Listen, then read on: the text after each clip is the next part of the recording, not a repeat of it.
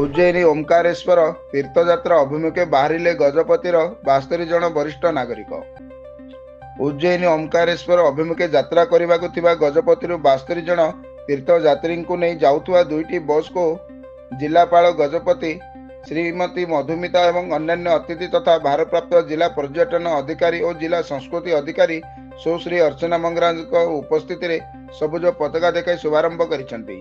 सूचना प्रकार तीर्थयात्रा कार्यक्रम चलित मास 17/11/2025 तारिख में ब्रह्मपुर आरंभ हो 22/11/2025 तारिख में शेष हो।